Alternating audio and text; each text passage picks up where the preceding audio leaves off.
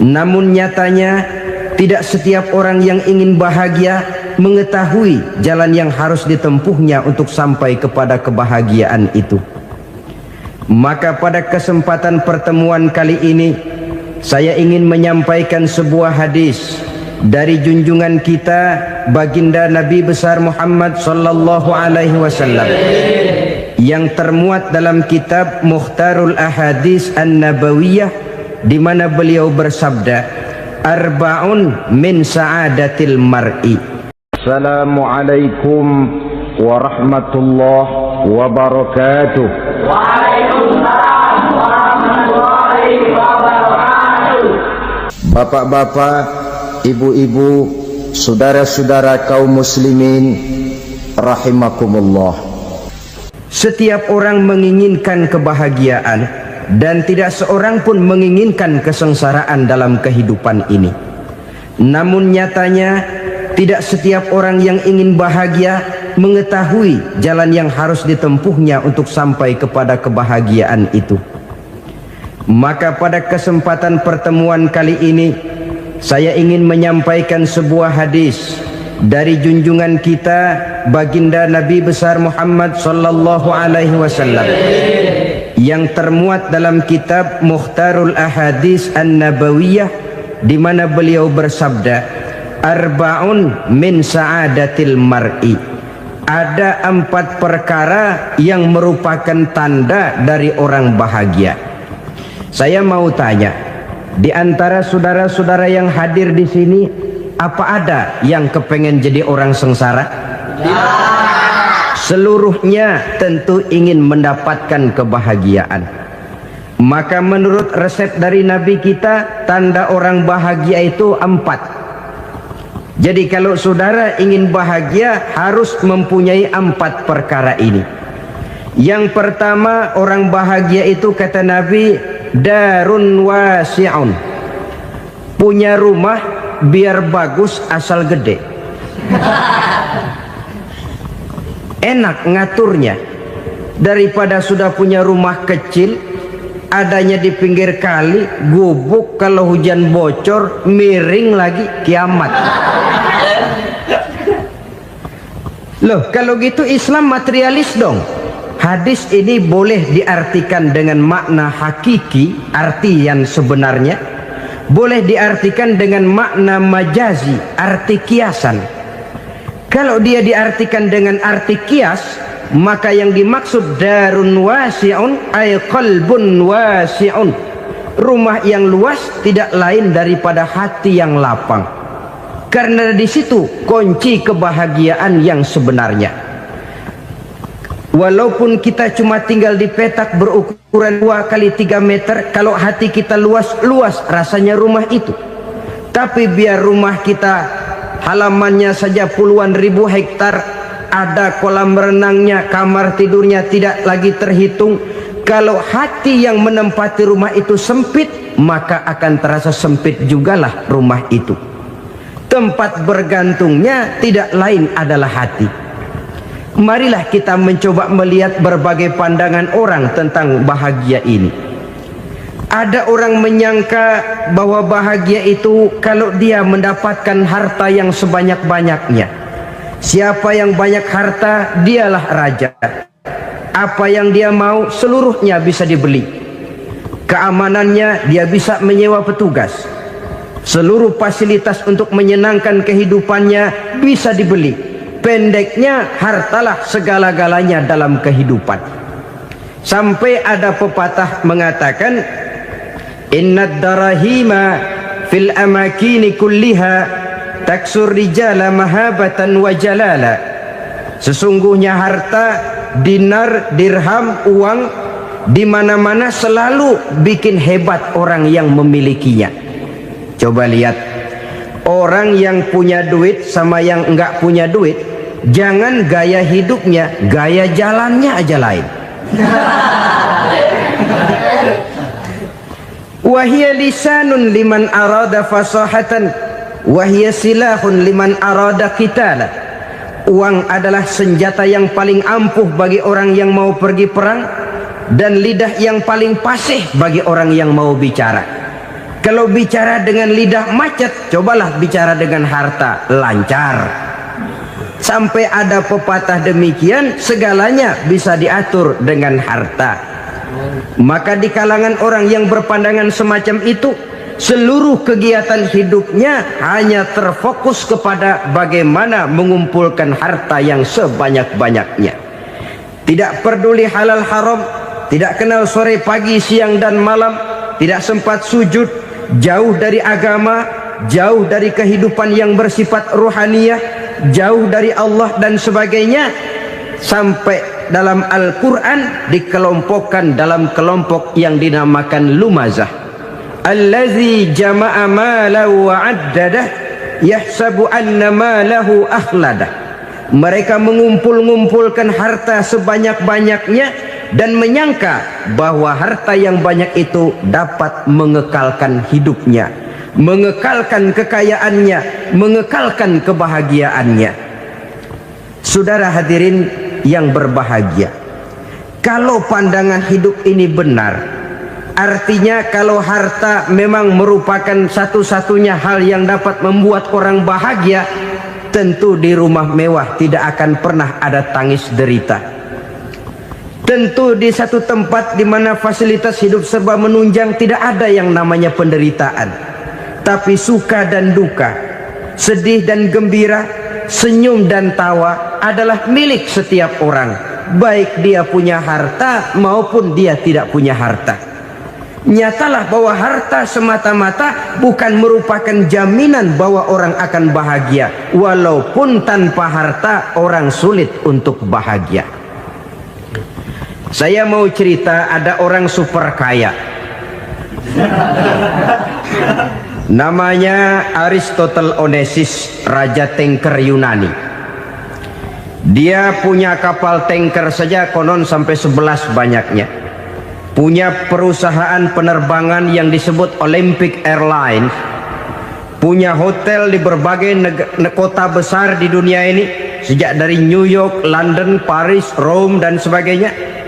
Bahkan punya pulau yang dia namakan Pulau Scorpio. Ini kan namanya sudah kaya nggak tanggung-tanggung, punya pulau.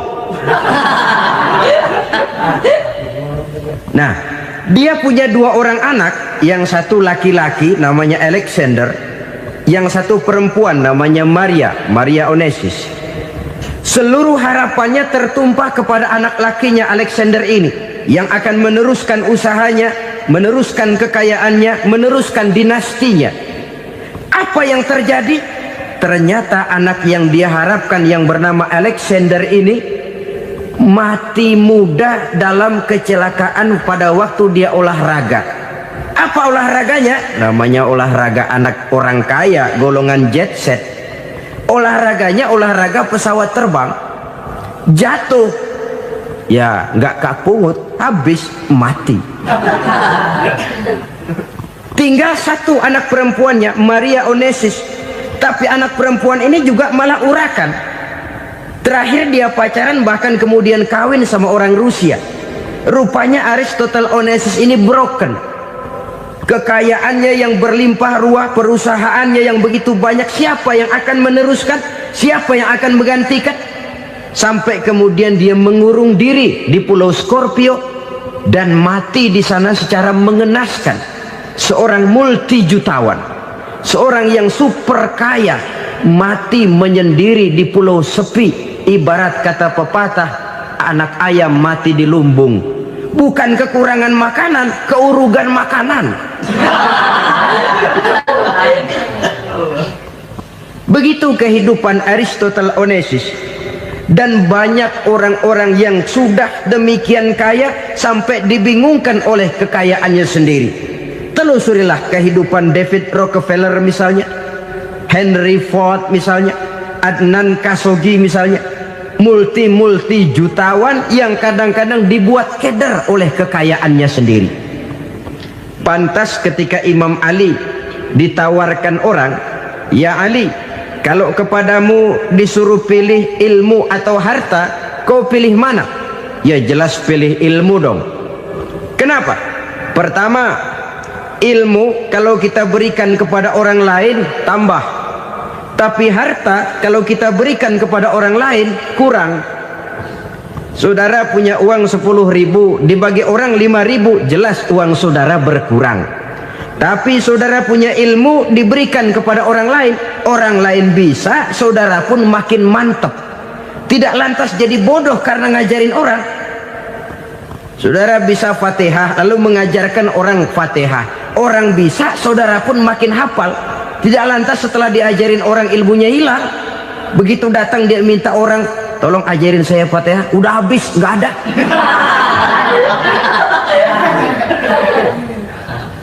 Yang kedua kata Imam Ali, ilmu menjaga kita. Kalau harta kita yang harus jaga.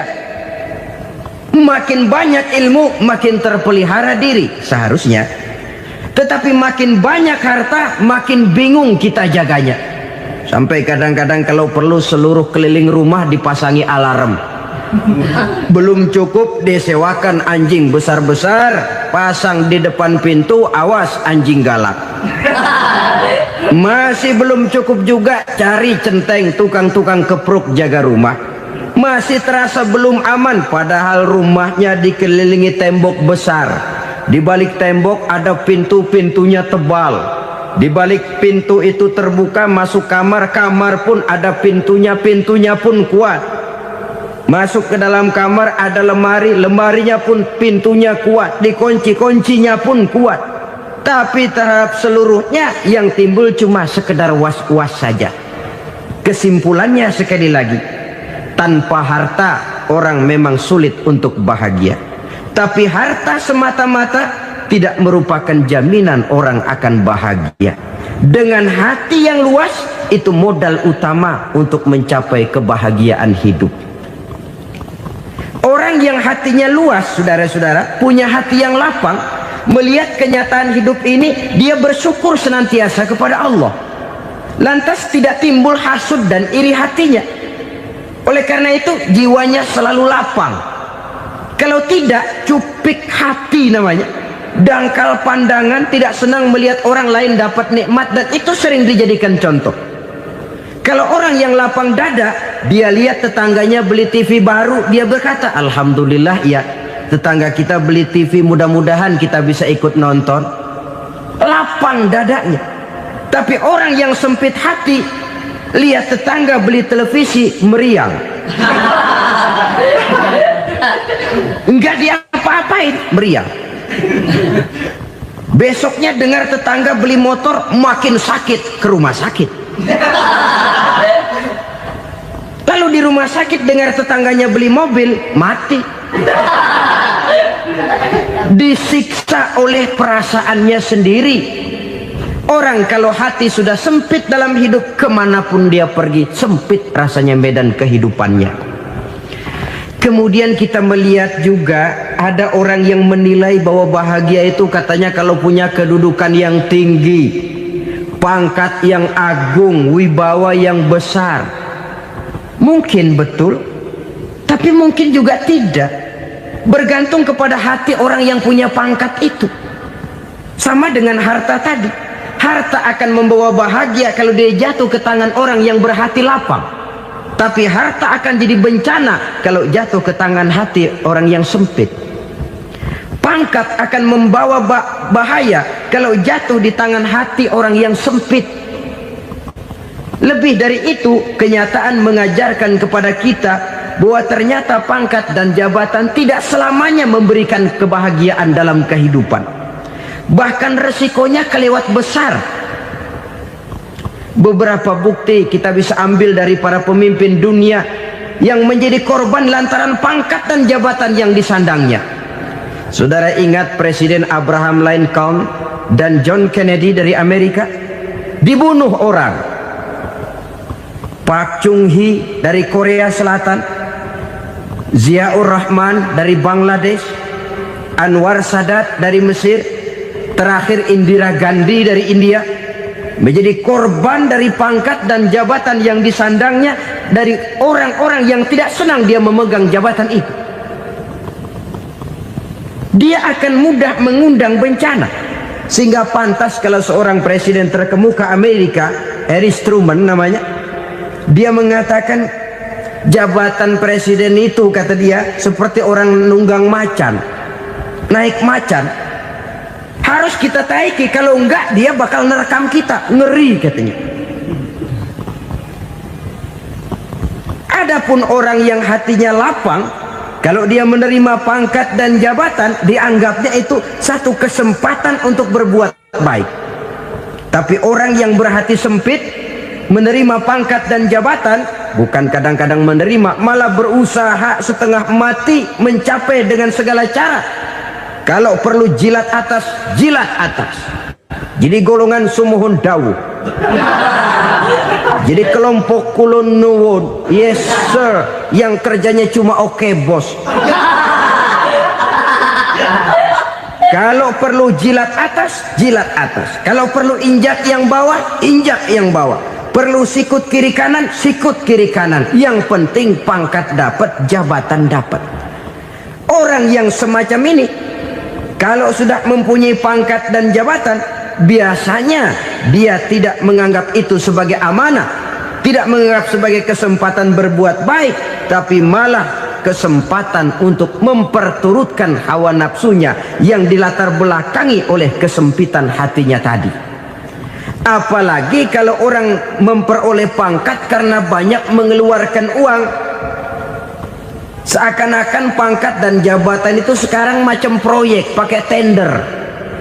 Siapa yang berani bayar segini naik, nggak berani minggir. Padahal logikanya, kalau orang mencapai satu jabatan karena banyak mengeluarkan uang, hampir bisa dipastikan bahwa setelah jabatan itu dia pegang, langkah pertama yang akan dilakukannya ialah berusaha bagaimana uang yang dia keluarkan supaya kembali. Ya paling kurang pulang modal dulu dong. Soal mikirin rakyat soal nanti, tapi ini modal harus pulang. Itu celakanya kalau orang memperoleh pangkat dan jabatan cuma karena banyak mengeluarkan uang. Jarang orang yang mempunyai keyakinan dan pandangan bahwa pangkat dan jabatan merupakan amanah. Jadi sekali lagi, pangkat dan jabatan mungkin saja membawa kebahagiaan kalau jatuh ke tangan orang yang berhati lapang. Tapi bisa jadi bencana kalau dia jatuh ke tangan orang yang mempunyai hati yang sempit. Dan lagi-lagi stresnya hati yang lapang.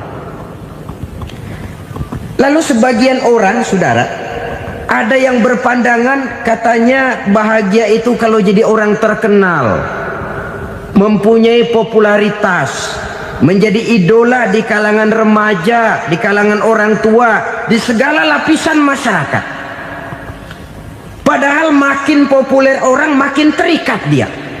Ya kalau macam kita ini kan nggak punya nama, nggak populer, tengah malam buta mau nongkrong di warung Tegal aman. Tapi pangkat, jabatan, kedudukan, popularitas menyebabkan kita diikat dengan berbagai macam peraturan. Cuma mandi sama ke WC saja yang nggak dikawal.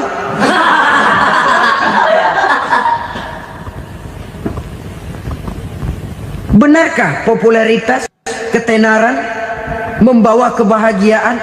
Mungkin ya, tapi mungkin juga tidak. Kenapa? Banyak orang-orang populer yang mengakhiri hidupnya secara tragis. Kita ambil beberapa nama. Di Amerika tahun 60-an ada bintang seksi paling terkenal yang dijuluki seks bom, bom seksi. Sampai sekarang jadi legenda, namanya Marilyn Monroe. Singkatan doublenya itu inisialnya MM, Marilyn Monroe. Terkenal top sampai dia mati tahun 62, namanya sekarang masih saja dibicarakan orang. Kenapa dia bunuh diri? Tidak punya hartakah dia? Banyak. Kurang populerkah dia? Seluruh dunia mengenalnya. Sejak rakyat kecil sampai pejabat tinggi dia punya hubungan. Kenapa? Jenuh.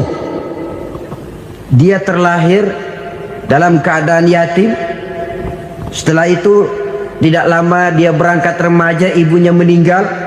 pindah dari wanita asuh ke wanita asuh sampai 12 orang ibu angkatnya. Dan kekecewaan yang paling parah, setiap laki-laki yang dekat dengannya hanya seperti kapal berlabuh, datang dan pergi silih berganti. Padahal dia merindukan seseorang yang bisa melindungi hidupnya. Dia rindukan itu dan dia tidak pernah menemukan. Itu yang akhirnya menyebabkan dia minum pil tidur kelewat dosis, minum obat tidur kebanyakan, ya tidur terus sampai sekarang.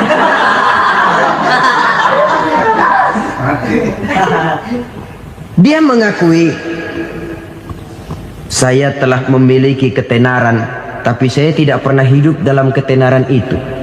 Saya pandai main sandiwara, tapi saya ingin hidup dalam alam yang real sebagaimana umumnya orang. Itu yang dia rindukan.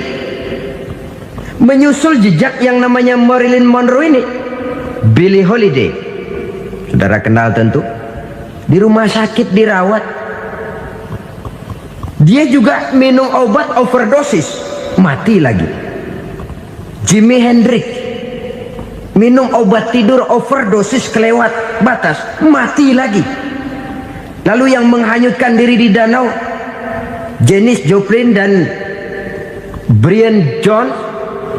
Ini orang-orang populer, orang-orang terkemuka yang mengakhiri hidup secara tragis, bukan karena tidak terkenal, mungkin karena sudah saking terkenalnya. Contoh paling belakangan, Bruce Lee. Wah, ini tukang-tukang keprok tentu kenal siapa dia. Sampai sekarang pun tabir kematiannya masih merupakan misteri. Dan yang masih hidup juga menunjukkan gejala yang aneh. Michael Jackson, rumahnya di Beverly Hills itu dijaga sedemikian rupa, dan dia selalu curiga kepada setiap makanan harus steril, bersih dari segala macam kimia. Kemana dia pergi, itu tukang-tukang keprok sudah selalu menjaga dan mengawal, dan dia seakan takut menunjukkan mukanya yang asli. Hingga kalau tampil ke tengah di luar show, dia kadang memakai pakaian yang tidak menunjukkan dia yang sebenarnya, takut dikenali orang. Ternyata popularitas sering jadi momok yang meracuni kehidupan manusia. Oleh karena itu, benarlah junjungan kita pada saat beliau mengajarkan orang akan bahagia kalau dia mempunyai hati yang lapang. Nah, sekarang masalahnya untuk mendapatkan hati yang lapang, caranya bagaimana? Kita kembali kepada konsep Quran. Allah mengajarkan, ala inna bi dzikrillahi tatmainnul qulub. Ketahuilah bahwa dengan banyak mengingat Allah, hati akan tenang, jiwa akan lapang. Dengan kata lain, dekat dengan agama, merasakan kehadiran Allah dekat dalam hidup, itu muara pertama untuk mencapai hati yang lapang. Ala inna bi dzikrillahi tatmainnul qulub. Jangan macam orang sekarang ingin mendapatkan ketenangan lalu tapak di puncak gunung, di gua-gua, di tempat sepi. Iyalah kalau nggak ada ular. Kalau tergigit ular berbisa, ketenangan belum, mati jelas itu. Islam positif untuk mendapatkan ketenangan. Ala inna bi dzikrillahi tatmainnul qulubi. Bahwa ketahuilah bahwa dengan banyak mengingat Allah, hati akan tenang, jiwa akan lapang, nuansa pikiran akan luas. Karena yang namanya bahagia ada dimanapun manusia berada. Di kampung ada bahagia, di kota ada bahagia, di ngarai, di lembah, di gunung, di hutan, di lautan, di angkasa luar, dimanapun bahagia itu ada kalau kita bermodalkan hati yang lapang ini. Dan hati akan lapang kalau kita dekat dengan agama. Dekat dengan harta buat sementara hati mungkin tenang, tapi ketenangan yang relatif dan temporer. Apalagi orang tiap kali tambah harta, tiap kali tambah rencana, itu wajar. Mungkin sebelumnya saudara berpikir, kalau punya duit 5.000 enak nih. Begitu punya duit 5.000, aduh sayang kalau 10.000 aja. Tiap kali tambah harta, tiap kali lain rencana. Makin banyak rencana, makin menjauhkan kita dari yang namanya ketenangan. Padahal ketenangan merupakan unsur utama untuk mencapai bahagia. Dan ketenangan itu bermuara dalam hati manusia. Tengoklah kehidupan ini. Orang yang banyak harta dengan orang miskin, berbedakah rasa sakit yang mereka tanggungkan? Rasanya tidak. Walaupun si kaya tidur di kasur empuk berselimutkan sutra mahal, sementara si miskin meringkuk di balai bambu yang keras dan kasar. Apabila maut datang, dia juga tidak pernah pilih bulu. Maut datang menjemput si kaya di singgasana keemasannya, dikelilingi oleh para pengasuh, dayang dan inang serta para pengawal. Dan maut pun datang menjemput si miskin papa, sehingga ia tergelepar di tepian jalan. Kedua-duanya bernama mati. Kalau nyata bahwa sakit yang ditanggung si kaya tidak beda dengan sakit yang ditanggung si miskin, bukan harta semata yang membuat orang bahagia. Hati yang tenang, jiwa yang lapang penuh kedamaian, karena banyak berzikir dan mengingat Allah, itu merupakan modal utama untuk mencapai sesuatu yang bernama bahagia.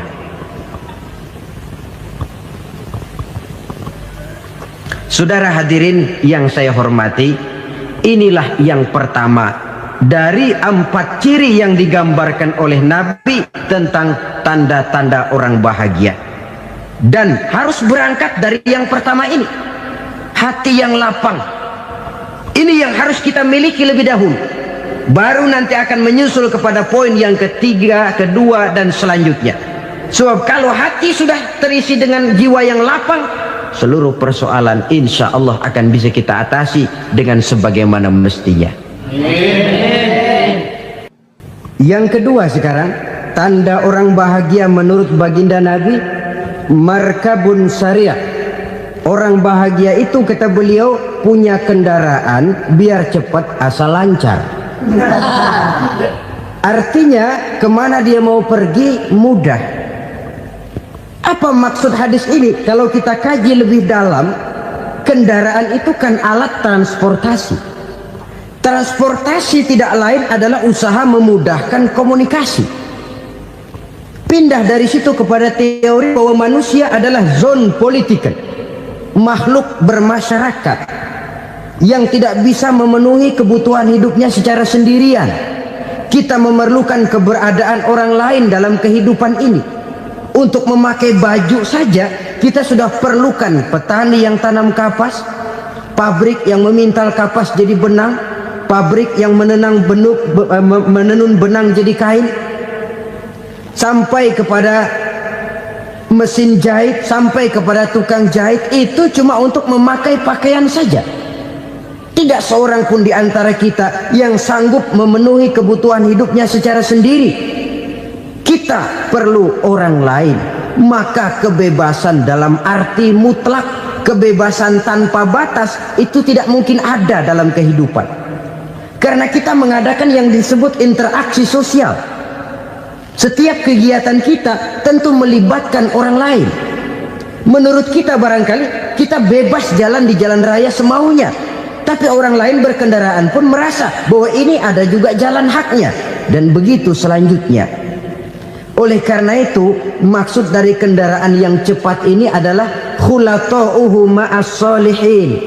Lingkungan pergaulannya terdiri dari orang-orang soleh. Pergaulannya luas.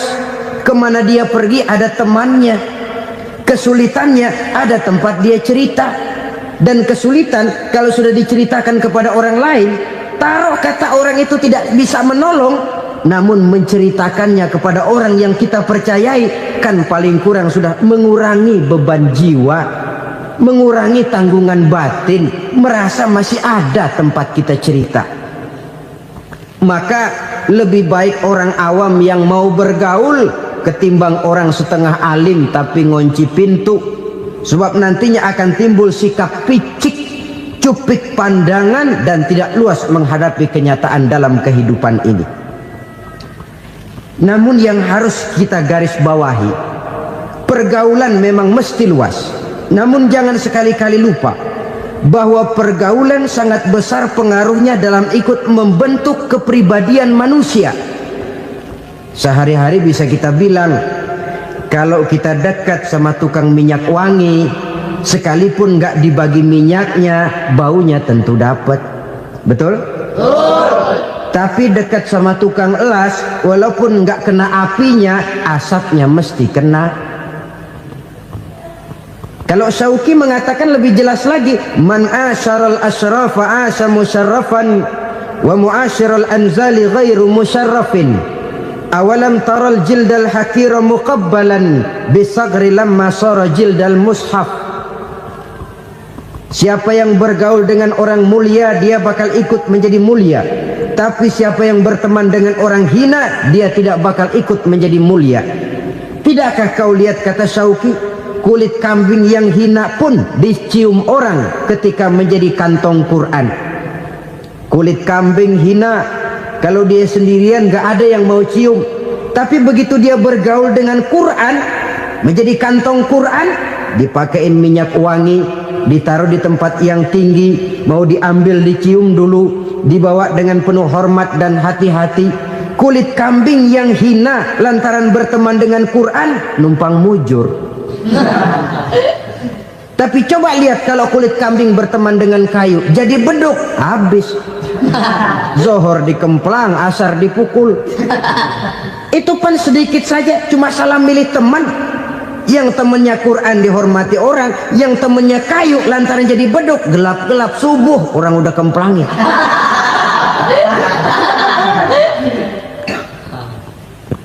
Maka terutama kepada adik-adik remaja yang masih mencari identitas diri, yang ibarat kaset masih kaset kosong, mudah diisi oleh apapun, pandai-pandailah memilih teman dalam bergaul.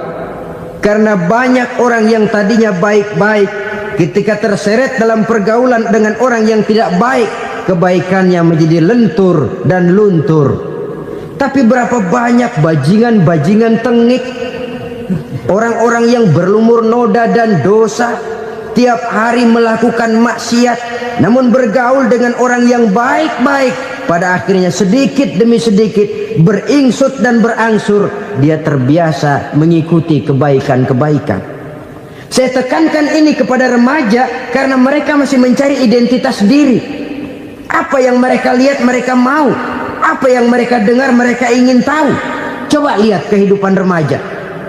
Pulang nonton film Rambo, pengen jadi Rambo, gagah, maunya belekai melulu. Pulang nonton film Superman, pengen bisa terbang. Pulang nonton India, nyanyi melulu. Wajar, mereka masih mencari identitas diri. Saya ini sebenarnya siapa? Lingkungan, pergaulan akan membentuk itu. Karena itu pandai-pandailah bergaul, karena ia sangat besar pengaruhnya dalam ikut membentuk kepribadian manusia. Apalagi sifat yang jelek lebih cepat menularnya ketimbang sifat yang baik. Sifat yang baik, watak yang soleh itu lambat sekali untuk menular. Tapi yang tidak baik, kan prosesnya mah kalau remaja biasanya mula-mula dengar. Karena dengar lalu pengen tahu. Karena pengen tahu lalu ngeliatin. Begitu ngeliatin kan pengen nyobain. Setelah nyobain ketagihan. Nah, ini prosesnya. Yang namanya ganja, morfin, narkotik, awalnya kan begitu. Mula-mula dengar, katanya kalau sudah fly to the sky, sudah melayang ke langit, katanya disitulah puncak kebahagiaan. Mulanya cuma dengar. Karena dengar pengen tahu. Karena pengen tahu lalu ngeliat, kumpul sama orang yang suka ngeganja. Setelah ngeliat, lah pengen ngerasain. Begitu ngerasain enak juga, ketagihan. Kalau sudah ketagihan jadi penyakit kronis, bisa merembet kepada yang lain. Iya, kalau orang tuanya mampu untuk beli morfin, beli ganja. Kalau tidak kan pikirannya ngayap, jemuran siapa ya gue sabet. timbullah perbuatan-perbuatan negatif yang bermula dari salah pergaulan. Apalagi buat adik-adik remaja yang tinggal di kota-kota besar, yang pengaruh budaya, pengaruh kesenian, pengaruh struktur kehidupan yang nampak makin individualistis, di mana persaingan tajam, tensi ekonomi tinggi, orang mudah mengalami stres. Pandai-pandailah dalam bergaul, sekali lagi, karena ia sangat besar pengaruhnya dalam ikut membentuk kepribadian manusia. Orang bahagia punya kendaraan yang cepat, artinya punya pergaulan yang luas, dan lingkungan pergaulannya terdiri dari orang-orang yang soleh. Kemana dia pergi ada teman, kesulitannya ada tempat dia cerita.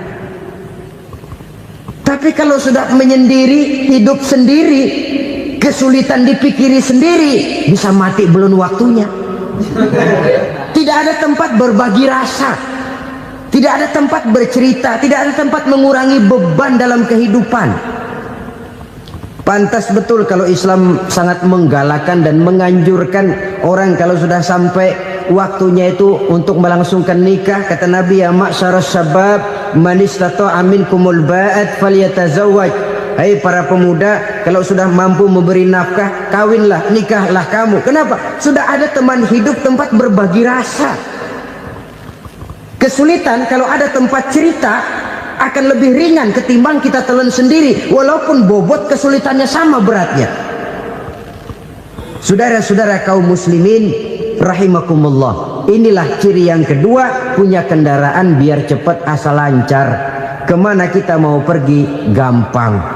Dengan kata lain, setelah hati yang luas, pergaulan yang luas. Dua. Yang ketiga sekarang, tanda orang bahagia itu menurut Nabi, misbahun mudhi'un, punya lampu yang terang. Oh, itu enggak problem. Sekarang sudah zamannya listrik masuk desa, Pak.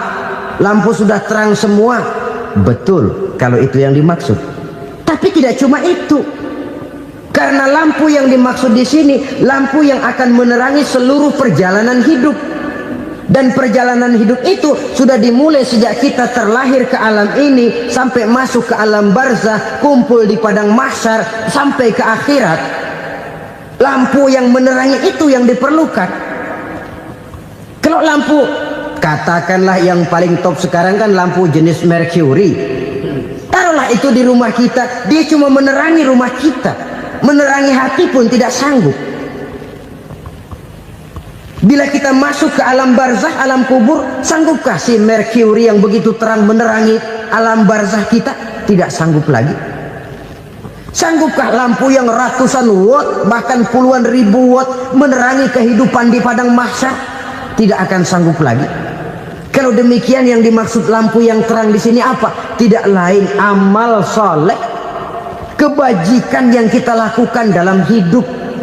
Itu yang akan jadi lampu penerang. Di dunia nama kita akan terang, jasad kita boleh hancur terkubur tanah, tapi nama kita akan dikenang orang. Begitulah kalau orang meninggalkan kebajikan dalam hidup seperti sekarang. Ribuan orang tiap saat berziarah ke kubur Imam Syafi'i, ke kubur Imam Malik, ke kubur Imam Ghazali, ke kubur orang yang baik-baik, orang yang soleh-soleh. Kebajikannya yang ditinggalkan, yang mengukir namanya dengan tinta emas, sehingga saudara sudah terbaring di alam kubur. Orang lewat, Allah, ini kuburannya Fulan bin Fulan, dulu ini kebaikannya Masya Allah, saya ikut merasakan. Mari kita mampir sebentar, kita Fatihah, mohon disampaikan Allah pahalanya kepada almarhum. Al-Fatihah. Itu kalau orang baik-baik. Lalu saudara tanya, Pak, orang mati dikirimin Fatihah apa nyampe pahalanya? Saya jawab, kalau saudara nggak percaya, mati dulu dah. Nanti saya Fatihain, tungguin di sana. Umpama nggak sampai, balik lagi kemari. Sekarang ini kan maunya otak-otakan saja. Kalau nggak masuk otak, nggak percaya. Padahal alam gaib itu nggak bisa diotak-otakin. Sama saja dengan saudara pernah dengar cerita kapal tanpa emas tenggelam kan? Pernah nggak? Di mana? Salembo. Ya, di laut Masalembo. Begitu ketampung Mas tenggelam, ratusan penumpang itu terjun ke laut, dipermainkan gelombang, berjuang menghadapi maut itu. Orang lagi timbul tenggelam di lautan, dihantam ombak, kita tengokin pakai helikopter. Pak, lagi timbul tenggelam ya? Iya, tolongin. Jangan khawatir Pak, nih saya kirim intan Pak, harganya 10 juta. Kira-kira orang yang timbul tenggelam di laut seneng nggak? Tidak. Kan mahal toh intan 10 juta. Kenapa dia nggak senang? Karena intan 10 juta dalam kondisi seperti itu tidak sanggup menyelamatkan dia. Dia akan girang kalau dikirimin ban mobil bekas, dikirimin papan terentang atau bambu. Intan yang 10 juta dia nggak girang, ban mobil bekas yang 1000 perak tuh pegang, itu yang dia girang betul. Inilah sebabnya Nabi berkata, mal mayyitu fi qabrihi illa kal ghariqil mutaghawwis. Orang yang meninggal di alam kuburnya seperti orang timbul tenggelam di lautan.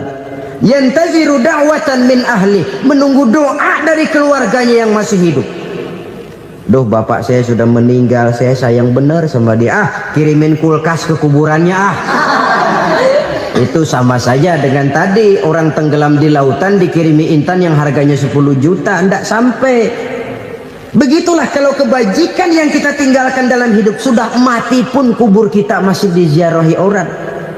Tapi kalau jahat yang kita tinggalkan, boro-boro lah orang mau doa lewat dekat kuburan kita juga serem. Tuh bajingan no, dulu mati dipendem di situ tuh. Jangan lewat situ, ntar kesurupan, jangan. Lewat saja orang ngeri. Konon lagi membacakan Fatihah dan mengirimkan doa. Hidup pada hakikatnya adalah kesempatan untuk berbuat baik. Maka sekali kesempatan itu diberikan, manfaatkan dengan sebaiknya. Sebab kesempatan kedua tidak akan pernah ada. Kesempatan berbuat baik di sini, di akhirat sudah pembalasan namanya. Sekali kesempatan itu dicabut, dia tidak akan pernah dikembalikan lagi. Kata Iqbal, hidup tidak mundur ke belakang, Bung. Berhenti diinjak orang, mundur hancur. Tidak ada kata mundur dalam hidup ini. Berhenti diinjak orang, mundur kecebur. Tidak ada kata lain, harus maju dalam kehidupan dalam artian yang positif. Hidup adalah kesempatan untuk mengumpulkan kebajikan yang sebanyak-banyaknya. Di situ nilai daripada manusia. Sekarang ini memang nggak kelihatan kok, orang yang banyak pahala sama yang banyak dosa nggak kelihatan kok. Barangkali kalau habis bikin dosa palanya pada benjol, mungkin orang takut sama dosa. Tapi sekarang sama saja, orang yang banyak dosa dengan yang nggak banyak dosa jalan bareng dari belakang, sama, nggak kelihatan beda. Tapi ada waktunya di mana pahala memegang peranan, di mana dosa diperlihatkan. Sama saja kalau kita bawa mobil siang, lampu kan nggak begitu berfungsi. Apa lalu bilang, alah ini lampu berat-beratin, copot-copotin aja dah.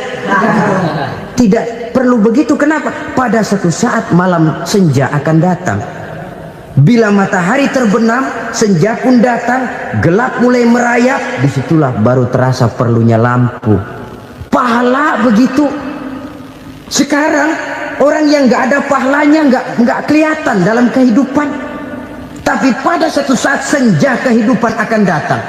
Ajal merenggut nyawa, malam merayap, dan hidup mulai diliputi kegelapan di alam barzakh.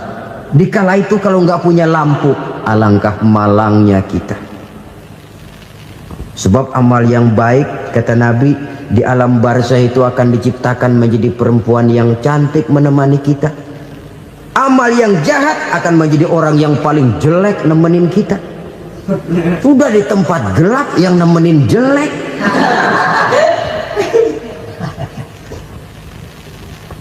Kaum muslimin rahimakumullah. Kalau demikian masalahnya, tergantunglah kita pandai memanfaatkan waktu. Al-waktu kasayf, waktu itu cepat sekali. Yang namanya waktu itu tahu-tahu. Tahu-tahu udah tahun 87. Tahu-tahu udah begitu. Tahu-tahu Yang kemarin anak-anak, sekarang udah pada punya anak. Tahu-tahu saja itu. Begitu cepat waktu berlalu. Kalau tidaklah pandai kita memanfaatkannya, akan rugi kita. Nabi bersabda, "Man kana yaumuhu khairun min amsihi fahuwa rabih." Barang siapa yang hari ini lebih baik daripada hari kemarin, itu orang untung. Hari ini lebih baik daripada kemarin. Bulan ini lebih baik dari bulan kemarin. Tahun ini lebih baik dari tahun kemarin. Itu orang yang beruntung. Tahun kemarin sembahyangnya maghrib doang, sekarang udah tambah isya. Tahun kemarin cuman Idul Fitri aja ngancem bener, sekarang udah tambah Jumat, lalu tambah lagi maghrib, tambah lagi isya, dan selanjutnya. Hari ini lebih baik daripada kemarin, itu orang yang beruntung. Wa man kana yaumuhu mislu amsihi fahuwa khasir. Lalu barang siapa yang hari ini sama saja dengan hari kemarin, itu orang rugi. Hari ini sama dengan kemarin, rugi itu. Bulan ini begitu, bulan kemarin begitu, tahun ini begitu, tahun lalu juga begitu. Rugi itu orang. Rugi apa? Rugi umur. Umur tambah, amalan gak pernah tambah. Dan saya pikir lebih merupakan azab ketimbang nikmat kalau orang dikasih panjang umur cuma untuk numpuk dosa. Mending mana? Panjang umur banyak dosa sama pendek umur dikit dosa? Mending mana? Mending mana? Ya, paling mending tentu panjang umur banyak pahala. Tapi kalau tidak, sekali lagi, lebih merupakan azab ketimbang nikmat kalau orang diberikan panjang umur tapi cuma untuk sekedar menumpuk dosa. Kehilangan kesadaran bahwa dunia bukan terminal akhir dari satu perjalanan. Dia cuma halte di mana kita berhenti sebentar untuk menuju kepada terminal yang hakiki. Saudara-saudara kaum muslimin rahimakumullah, inilah lampu yang akan menerangi kehidupan, amal yang kita lakukan di dalam kehidupan. Jadi yang dimaksud dengan lampu yang terang, kebajikan yang kita kerjakan dalam hidup. Nah, setiap orang di awal tadi saya bilang ingin bahagia. Bahagia itu kan hakikatnya kumpulan senang dan selamat. Senang, selamat. Apa bedanya? Senang tapi tidak selamat, nggak bahagia. Selamat tapi nggak senang, nggak bahagia orang. Contoh, kalau orang korupsi, duitnya banyak, senang dia, tapi keselamatannya. Ada tentara baris di samping rumahnya udah bingung, padahal tentara latihan. Tentara cuma latihan, dia bingung. Senang, tapi karena keselamatannya tidak terjamin, dia tidak bahagia. Sebaliknya pegawai negeri jujur benar, cuma segaji-gajinya, selamat nggak korupsi tapi melarat, ya nggak bahagia juga, kurang senang. Kesenangan dan keselamatan untuk dunia saja, ya sekali lagi, kalau cuma sekedar untuk dunia saja, bisa dibeli pakai uang, bisa dibeli pakai uang. Saudara ingin selamat, bisa dibeli pakai uang.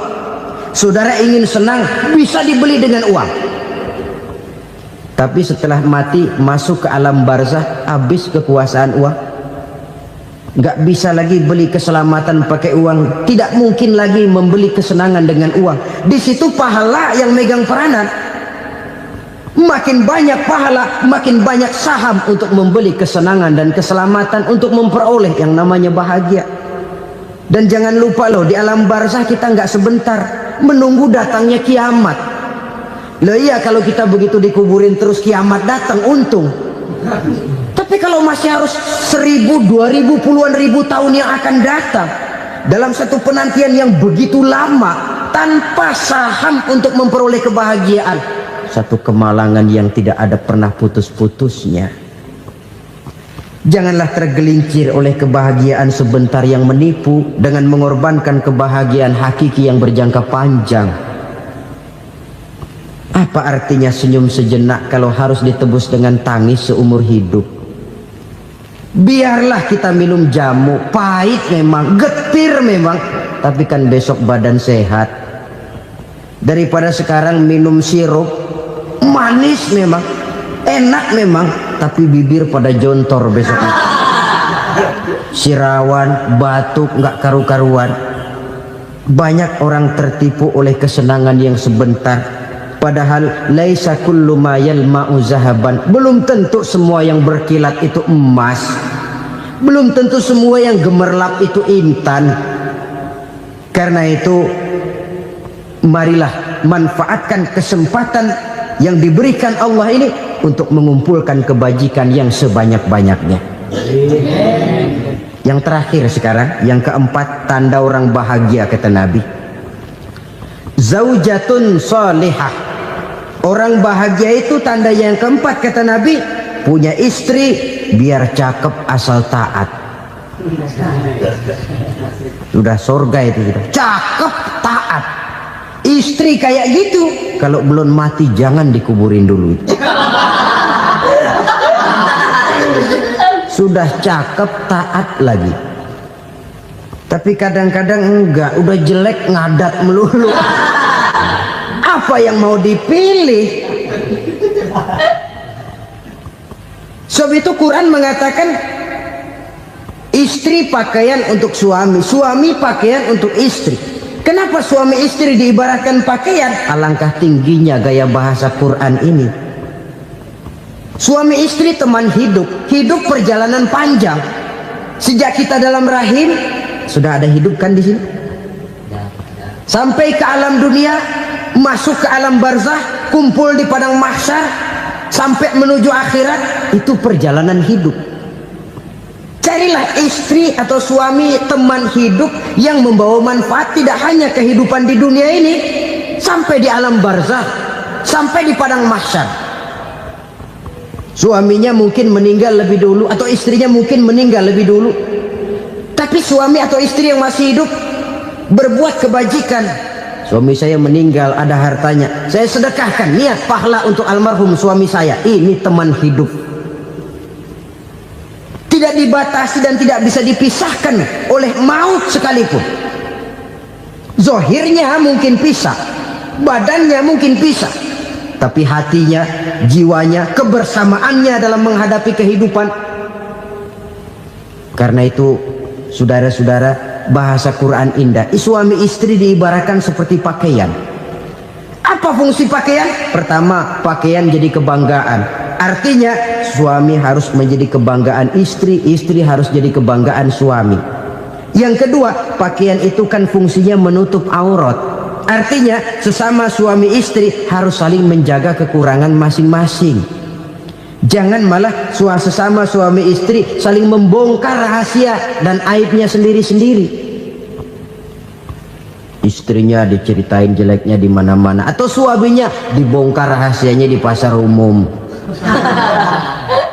Itu sudah tidak lagi berfungsi sebagai pakaian. Kenapa semua ini diperlukan? Karena kita menyadari bangsa yang baik terdiri dari masyarakat yang baik. Masyarakat yang baik merupakan susunan dari warga yang baik. Warga yang baik adalah terdiri dari rumah tangga yang baik. Dan rumah tangga yang baik merupakan susunan dari pribadi yang baik. Dari situ langkah dimulai.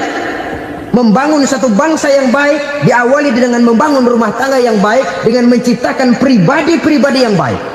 Sehingga dari sini diharapkan berkembanglah nilai-nilai kebaikan. Orang akan bahagia mempunyai istri yang soleh.